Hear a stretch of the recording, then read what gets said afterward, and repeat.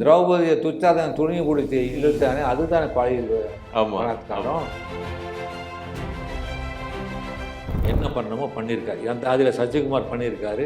அது ஒரு வேற பேட்டர்ன் அது. ஆனால் நிறைய பேர் வந்து ராஜேஷ்குமார் கதை தான் அவங்க வந்து அப்படி மலைமாற்றம் பண்ணியிருக்காங்க. ராஜேஷ்குமார் கதைகளும் இங்கே மட்டும் இல்லை, கேரளாவுக்கும் போய் அங்கேயும் வந்து மாற்றப்பட்டு இங்கே வருது. ஏன்னா மற்ற லாயர்ஸ்கிட்ட போனீங்கன்னா இந்த கேஸ் அடிச்சிடலாம் சார், தூக்கிடலாம் சார், 10 லட்சம் 15 லட்சம் வாங்கிடலாம் சார், ஒன்றும் பிரச்சனை இல்லை சார் அப்படின்னு சொல்லுவாங்க. ஆனால் ஒரு விஷயம் புரிஞ்சுப்பாங்க,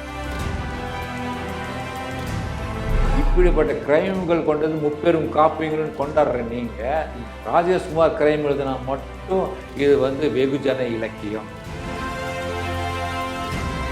சௌபாக்யா ஹோம் அண்ட் கிச்சன் அப்ளையன்சஸ்.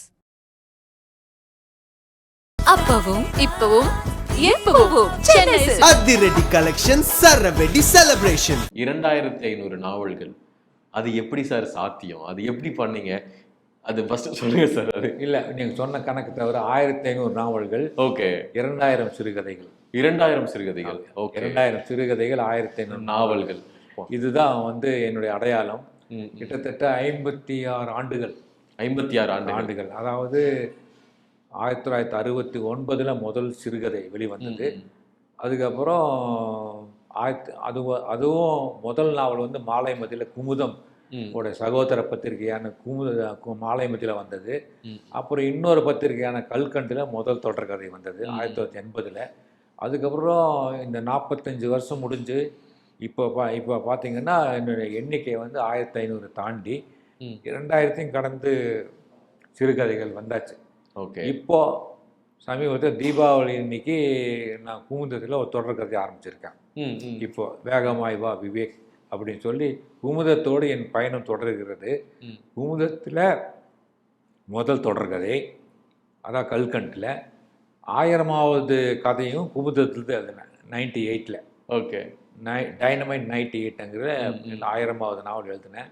இந்த 2025 தீபாவளி மலரில் நான் வந்து ஒரு தொடர்கதை ஆரம்பிச்சிருக்கேன். இது வந்து குமுதத்தோடு எனக்கு நீண்ட கால ஒரு ஒரு பந்தம் அப்படியே தொடர்ந்து வந்துட்டு, சொந்தம் எப்போதும் தொடர்கதை தான்ங்கிற மாதிரி குமுதம் எப்போதும் என் கூடவே இருந்துகிட்டே இருக்கு. Okay sir. சார், எழுத்தாளர் ராஜேஷ்குமார் அப்படின்னு சொன்னாலே அவங்களுடைய கிரைம் நாவலுக்கு அவ்வளோ மிகப்பெரிய ஒரு பட்டாளமே இருக்காங்க, விரும்பிகள், ஃபேன்ஸ் அப்படின்னு சொல்லலாம். எப்படி சார் இவ்வளவு ஒரு கிரைம்? ஏன்னா நாங்கள் நியூஸில் படிக்கிறோம் இந்த கிரைம் எது நடக்கணும், ஓகே, அது பேசிக். ஆனால் இத்தனை கிரைம்ன்றதை எப்படி சார் நீங்கள் வந்து அடையாளப்படுத்தி அதை எழுதுறீங்க? இல்லை, முதல்ல வந்து கிரைம்னாலே எல்லாம் நினச்சிட்டு இருக்காங்க, ஒருத்தரை கொலை பண்ணுறது, அப்புறம் கொள்ளை அடிக்கிறது, ஒரு பெண்ணை பலாத்காரம் பண்ணுறது அப்படின்னு நினச்சிட்டு இருக்காங்க. கிரைம் அதையும் தாண்டி பல விஷயங்கள் இருக்குது. மெடிக்கலில் இருக்குது, அப்புறம் பார்த்திங்கன்னா உங்களுக்கு இரு நாடுகளுக்கு மத்தியில் இருக்கக்கூடிய அந்த பொலிட்டிக்கலில் இருக்குது, அப்புறம் தனி மனித விரோதங்களில் இருக்குது, பல வகையில் வந்து கிரைம் இருக்குது. ஓகே. அப்புறம் பார்த்திங்கன்னா உங்களுக்கு சாதாரண விஷயங்களை கூட இருக்குது. அப்புறம் முக்கியமாக வந்து இந்த மருத்துவ சம்பந்தப்பட்ட விஷயங்களில் நிறைய கிரைம் நடக்குது. அப்புறம் பணம் சம்மந்தப்பட்ட விஷயங்களில் நடக்குது. இதே தான் நான் வந்து யூனிக்காக எடுக்கிறேன். நான் ஃபஸ்ட்டு ஓகே இதில் வந்து க்ரைம் பண்ணலாம் அப்படிங்கிறத வந்து நான் அதிலிருந்து தான் எடுக்கிறேன். அதில் வந்து க்ரைம் கதையில் எழுதும்போதே வந்து அதில் ஒரு சயின்ஸ் கலந்துடுறேன் நான். ஓகே. சயின்ஸ் கலந்தால் தான் அது வந்து வேறொரு பரிமாணத்தை நோக்கி ஒரு புதுசாக தெரியும் உங்களுக்கு. சும்மா வந்து ஒரு கொலை நடக்குது, ஒரு இன்ஸ்பெக்டர் வர்றாரு, அப்படி டிடெக்டிவ் பண்ணுறாரு, ஒருத்தனை பிடிக்கிறாரு, ஜெயிலில் போடுறாருங்கிறது க்ரைம் கதை அல்ல. அதில் ஒரு மாரல் இருக்கணும், ஒரு பொய்டிக் ஜஸ்டிஸ் இருக்கணும், ஒரு விஞ்ஞான உண்மை இருக்கணும். இத்தனையும் கலந்து கொடுத்தாதான் அது முழுமை பெறும். ஓகே. அதுதான் நான் பண்ணிட்டு இருக்கேன். இப்போ ஒன்றும் கிடையாது. இப்போ அபின், கஞ்சா, மாஜுவானா இதெல்லாம் வந்து விசிபிளாக இருக்கக்கூடிய ட்ரக்ஸ். ஆமாம் சார். அது போலீஸ் பார்த்தா பிடிச்சிருவாங்க, ஒருத்தர் யூஸ் பண்ணாலும் பிடிச்சிருவாங்க. இப்போ வந்து புதுசாக வந்து ஃபாரினில் டிஜிட்டல் ட்ரக்ஸ்னு ஒன்று வந்திருக்கு. Digital drugs DD. ஓகே. இதெல்லாம் உங்களுக்கு தெரியாது. இதெல்லாம் வந்து பார்த்தீங்கன்னா ஒரு டாக்டர் எங்களை சொன்னார், சார் டிஜிட்டல் ட்ரக்ஸ் வந்துருக்கு.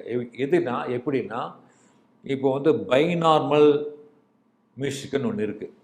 அது எதுக்கு யூஸ் பண்ணுறாங்கன்னா, மூளை கோளாறு உள்ளவங்களுக்கு, மென்டலி டிஸ்டர்ப் ஆகிருக்கவங்களுக்கு, ஸ்ட்ரெஸ் அதிகமாக இருக்கவங்களுக்கு டாக்டர்ஸ் என்ன பண்ணுறாங்கன்னா நியூரோபதி, ஓகே, ஃபிசியோதெரப்பி மாதிரி அது நியூரோபதி வந்து அந்த பைனார்மல் மியூசிக்கை வந்து ப்ளூ சிப் மாதிரி வந்து ஒரு இதை வச்சு காதில் வச்சுக்கிட்டு இப்போ இங்கே மூளையிலேருந்து ஒரு ஸ்பீக்கர் இருக்கும், அந்த ஸ்பீக்கர்லேருந்து அவருக்கு மட்டும் கேட்கும். அந்த மியூசிக் வந்து அப்படியே மூளையை அப்படியே நியூரான்ஸை தடவி விடும். அப்படியே அம்மா மடியில் குழந்தை படுத்துருந்தா தட்டி கொடுத்தா குழந்தை எப்படி தூங்கும், அது மாதிரி அதை அப்படியே அந்த பைனார்மல் மியூசிக் அப்படியே தட்டி கொடுத்தா அந்த மூளை பாதிப்பு இருக்கிறவன் அப்படியே தூங்கிடுவான். கொஞ்ச நாளாக வந்து அந்த ஹீல் ஆகிறதுக்கும் வாய்ப்பு இருக்குது, அந்த பிரச்சனையிலேருந்து வெளியே வர்றதுக்கும் வாய்ப்பு இருக்குன்னு ஒரு டாக்டர் சொன்னார். ஓகே. அப்போ நான் கேட்டேன், சரி அதில் எதாவது ஆபத்து இருக்கான்னு கேட்டேன். இப்போ வந்து ஒரு மியூசிக்குனால ஆபத்து இருக்குது. எப்படின்னா அதிகப்படியாக கொடுத்தாலோ, ஓகே, அதிக நாட்கள் எடுத்தாலும் அதில் வந்து பிரச்சனை இருக்குது அப்படின்னு சொல்லி சொன்னார். அப்போ அதுலேயே ஒரு பிரச்சனை இருக்குன்னு தெரிஞ்சிச்சல்ல, தட் இஸ் கிரைம். ஓகே. அங்கே தான் நான் என்ன பண்ணுறேன், என்னோடய சொந்த கற்பனையை போடுறேன். எப்படின்னா, இந்த இடத்துல ஏன் வந்து டிஜிட்டல் ட்ரக்ஸை வந்து யூஸ் பண்ணக்கூடாது, அதாவது மூளையை வந்து ஒரு மியூசிக் வந்து அமைதிப்படுத்துதுன்னா அதே மூளையை போதையுள்ளதாக ஏன் மாற்றக்கூடாது ஆமாம் அப்படின்னு நான் சிந்தித்தேன்.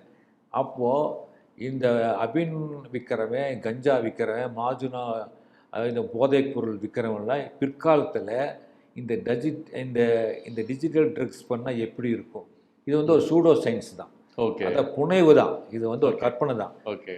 அப்படி வந்து எப்படி இருக்குன்னு யோசித்ததின் விளைவு தான் இந்த டிஜிட்டல் ட்ரக்ஸ் அப்படிங்கிறத நான் வச்சேன். ஓகே. அது என்ன பண்ணுன்னா, அந்த டிஜிட்டல் ட்ரக்ஸ் வந்து இது வந்து கதை. இந்த டாக்டர் என்ன பண்ணுறாருன்னா, இந்த ஒருத்தன் வந்து டாக்டர்கிட்ட போய் அதை தெரிஞ்சு வச்சுக்கிட்டு இதை வந்து இல்லீகலாக பண்ண ஆரம்பிக்கிறான்.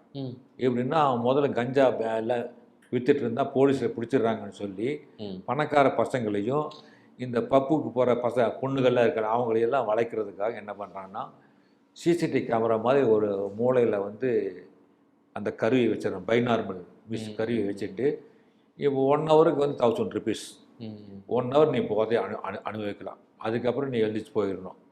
அது அந்த 1 ஹவர் வந்து சுகமாக இருக்கும். அதாவது பெண்களெல்லாம் சுற்றி இருக்கிற மாதிரி ஒரு ஃபீலிங் அவங்களுக்கு வந்து அந்த அந்த கிக் இருக்கும்.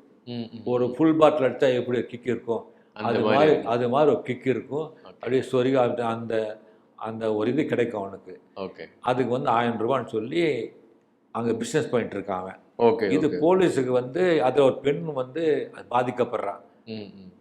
டாக்டர் சொல்கிறாரு, இந்த பெண்ணோட மூளையோட நியூரான்கள் பாதிக்கப்பட்டிருக்கு, இப்போ எதுக்கோ அடிமையாக இருக்காங்கும்போது இதான் தெரியுது. இவன் வந்து அங்கே போகிறான்னு தெரிஞ்சு போலீஸ் வந்து தேடுறாங்க. ஓகே. இதுலயே வந்து ஒரு கதை அப்படியே போய் கதை வந்தாச்சு, வெளியே வந்தாச்சு இல்லை? ஆமாம், யுத்த சத்தம் சொல்லி எழில் பண்ணார். ஓகே. ஓகே. எழில் பண்ணிட்டாரு. எழில் இந்த கதையை படிச்சுட்டு எங்கே வந்து, சார் இதை பண்ணுறேன் சார், டிஜிட்டல் ட்ரக்ஸ் நல்லா இருக்குது, ஃப்யூச்சரில் யுத்த சத்தம், அதாவது வரப்போகிற ஆபத்தை சொல்கிற கதை இது வந்து அவேர்னஸ் மாதிரி. ஓகே. அப்படின்னு சொல்லி சொன்னார். இதில் என்னென்னா, இதை கேட்டுகிட்டே இருந்தால் என்ன ஆகும்னா, அதாவது நம்ம லிக்கர் சாப்பிட்டா என்ன பிரச்சனைகள்லாம் வரும், அதாவது நம்ம சாப்பிட்ட லிவரெல்லாம் கேடும், கிட்னி கேடும், அதெல்லாம் வந்து லிக்கர் சாப்பிட்டா. இது சாப்பிட்டா மூளை வந்து பாதிக்கும். நியூரான்ஸை வந்து நம்ம இதுக்கு அந்த மியூசிக்கு அடிமைப்படுத்தினா ஒரு கட்டத்தில் என்ன ஆகும்னா, பைத்தியம் பிடிச்சு அவன் வந்து எது வேணால் பண்ணிக்குவான். ஓகே. எது வேணால் சூசைட் பண்ணிக்குவான், என்ன வேணால் பண்ணிக்குவான். அந்த அபாயம் இருக்குது. அதில் வந்து ஒரு பொண்ணு வந்து சூசைட் பண்ணிக்கிறான். அது இருந்தால் கதையே ஆரம்பமாகுது.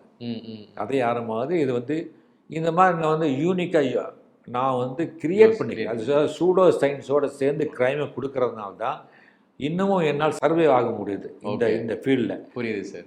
எத்தனை பேர் கதை எழுதினாலும் ராஜேஷ்குமார் கதை மட்டும் தனியாக இருக்கிறதுக்கு காரணம், என்னுடைய கதை விரும்பிகள் வந்து அவங்க பார்த்து பிரமிக்கிறாங்க. அதாவது இப்படிலாம் நடக்குமா அப்படின்னு சொல்லி எங்கிட்ட. ஆனால் இதுக்கு என்ன பண்ணணும், இதுக்கு என்னன்னா மெனக்கடணும். ஓகே. நிறைய தகவல்கள் சேகரிக்கணும்.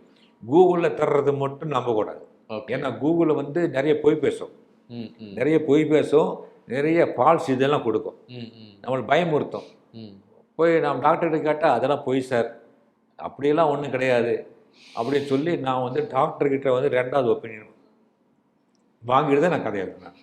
ஓகே. இப்போ ரேகை அப்படின்னு சொல்லிட்டு ஜீக்காக நீங்கள் வந்து பண்ணுறீங்க. அந்த ரேகை அப்படின்றதுலே தெரியுது, அந்த டைட்டில் கார்ட்லேயே கை ரேகை சம்மந்தப்பட்ட ஒரு விஷயம் அப்படின்றது தெரியுது.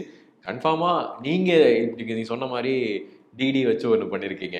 கன்ஃபார்மா ரேகைனா சாதாரண ரேகையா இருக்காது, அதுல ஏதோ ஒன்று பண்ணியிருப்பீங்க அப்படின்னு எனக்கு தோணுது சார்.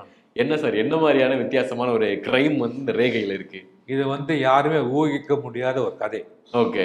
இது வந்து உலகை விலைகேல் அப்படிங்கிற ஒரு கதையில நான் எழுதின ஒரு மேட்டர் தான் அவங்க பண்ணியிருக்காங்க.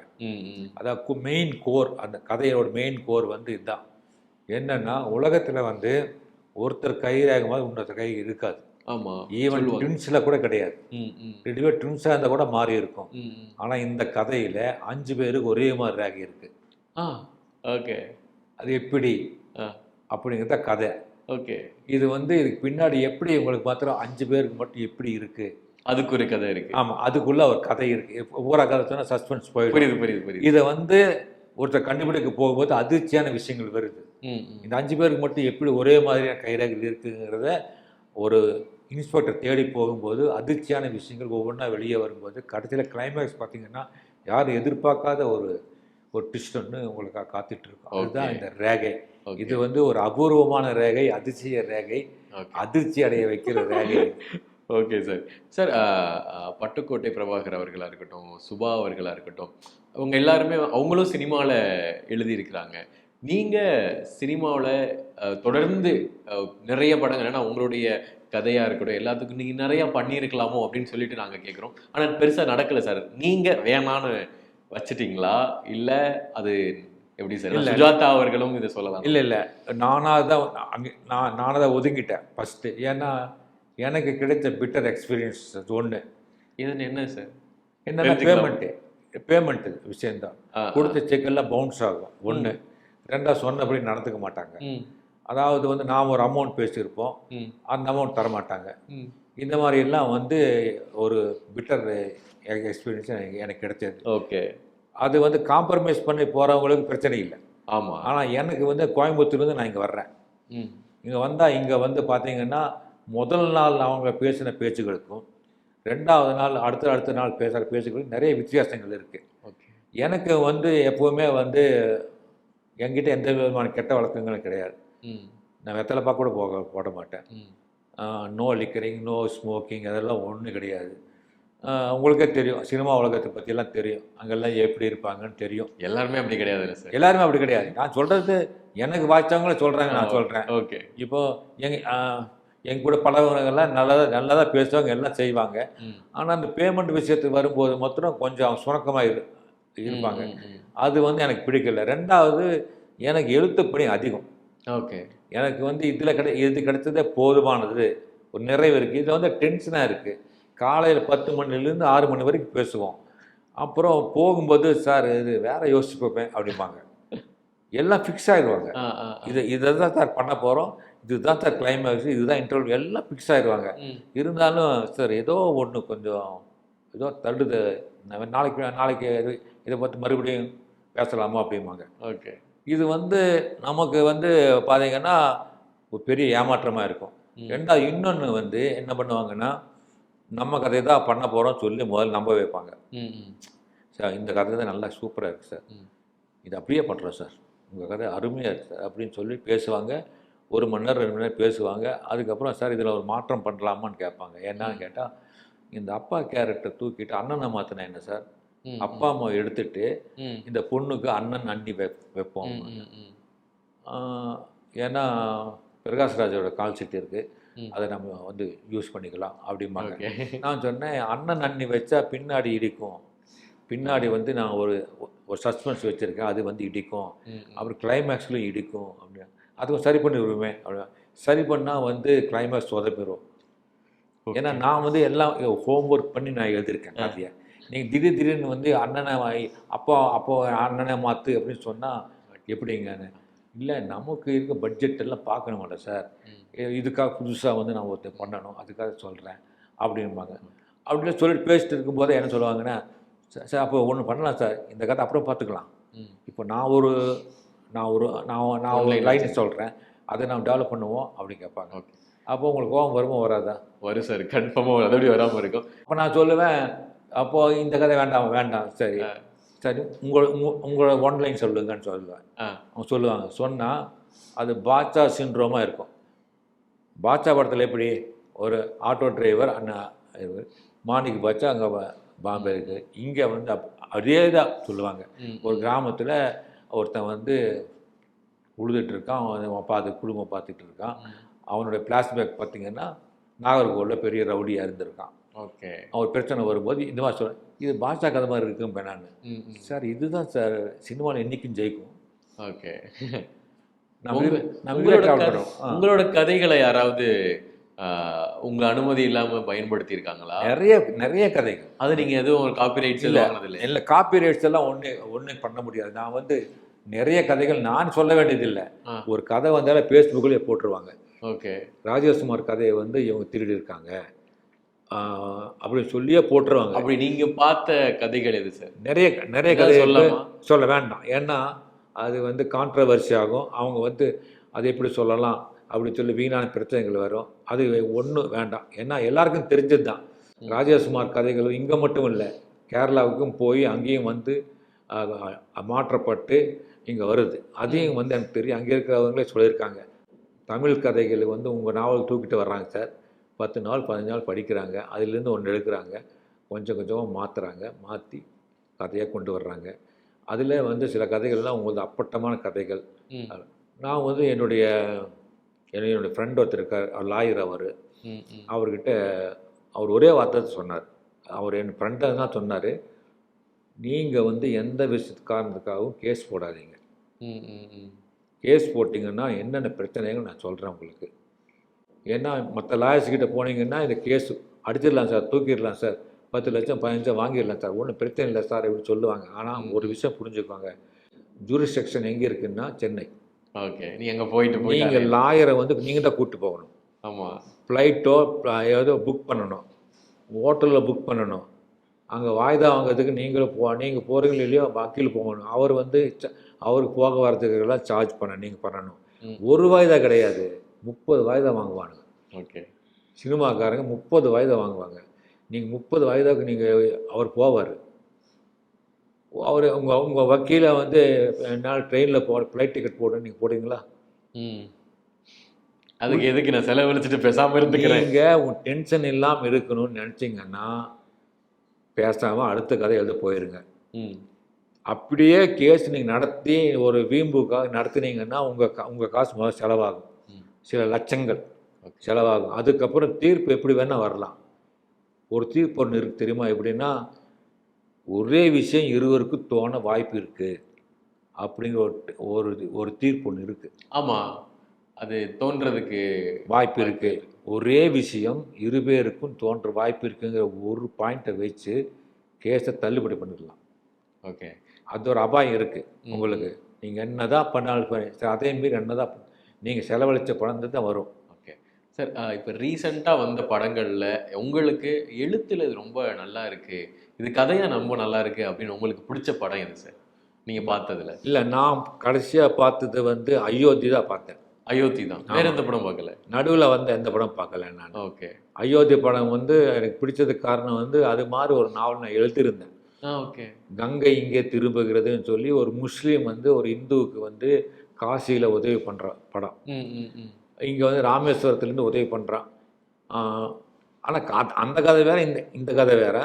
ஆனால் அந்த கான்செப்ட் வந்து ஒரு முஸ்லீம் வந்து ஒரு இந்து ஃபேமிலிக்கு உதவி பண்ணி அவங்கள அனுப்பி வைக்கிறான்.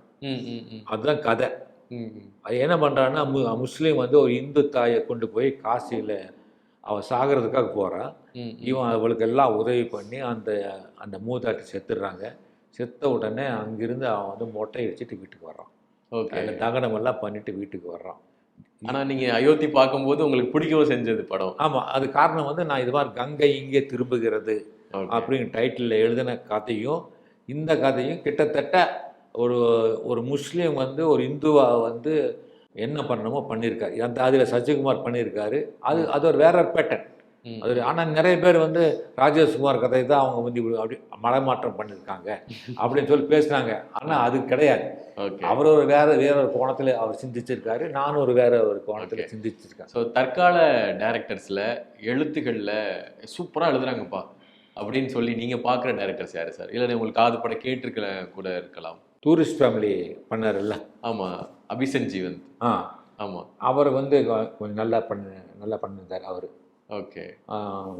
அதாவது ஒரு சின்ன ஒரு ஒரு ஒரு- ஒரு விஷயத்தை எடுத்துட்டு அதை கொஞ்சம் கொஞ்சம் இன்ட்ரெஸ்டிங்காக சிலோன் ஸ்ரீலங்கா இதுதான். அதாவது ஒரு சின்னதாக வந்து வேற ஒரு விஷயம் உள்ள கொண்டு வர்றாரு.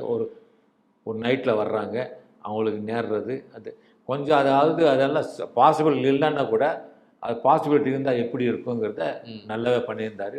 வளரக்கூடிய ஒரு இயக்குனர் அவர். ஓகே. அந்த கதை எனக்கு பிடிச்சது. அதாவது இந்த அடித்தடி இல்லாமல் ஒரு அது சென்டிமெண்ட் கலந்து சொன்னது நல்லா ஓகே. இருக்கு. ஸோ வேற எந்த டேரக்டர் சார் உங்களுக்கு இப்போ டக்குன்னு இப்போ நான் சொன்னேன் அப்படின்னா கதையில இவரை அடிச்சுக்கவே முடியாது, எழுத்துல இவரை அடிச்சுக்கவே முடியாது அப்படின்னு உங்களுக்கு டக்குன்னு ஞாபகத்துக்கு வர டேரக்டர் யாரு சார்?